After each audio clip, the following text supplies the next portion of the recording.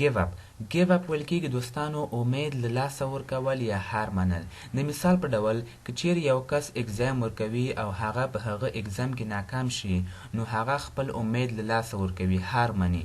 نو موږ باید هغه ته ووایو چې don't give up. دې مطلب څه چې امید له لاسه مه ورکوه، هار مه منه.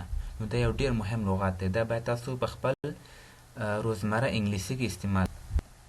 apologize ویل کېږي دوستانو بخښنه غوښتل. apologize مثال په ډول I apologize. دې مطلب دی زه بخښنه غواړم. I apologize. دوستانو دلته موږ سره یو بل هم دی I am sorry مطلب هم دا دی چې زه بخښنه غواړم او د I apologize مطلب هم دا دی چې زه بخښنه غواړم، دواړه یو شان دي، خو فرق پکې دا دوستانو چې I am sorry هغه informal دی او I apologize دا formal دی. څه دی؟ نو تاسو باید I apologize استعمال کړئ ځکه چې دا ډیر formal انګلیسي کې ویل کېږي. forgive ویل کېږي دوستانو معاف کول. forgive مطلب دی معاف کول. د مثال په ډول please forgive me. دې مطلب دی مهرباني وکړئ ما معاف کړئ. مهرباني وکړئ ما معاف کړئ، ما ته بخښنه وکړئ. نو دا مطلب دی. deceive ویل کېږي دوستانو دوکه ورکول.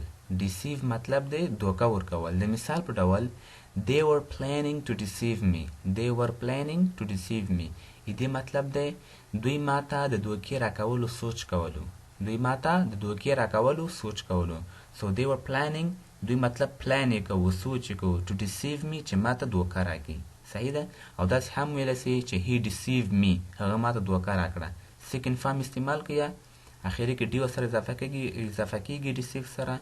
نو دې مطلب دا دی چې he deceived me. دې مطلب دا دی چې هغه ماته دوکه راکړه. صحیح دی؟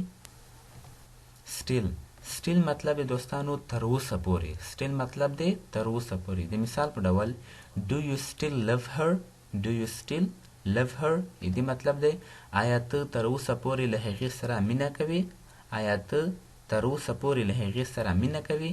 do you still آیا ته تر اوسه پورې love her هغه سره مینه کوې. نو دا هم یو ډېر مهم لغت دی. thank you so much for watching this video.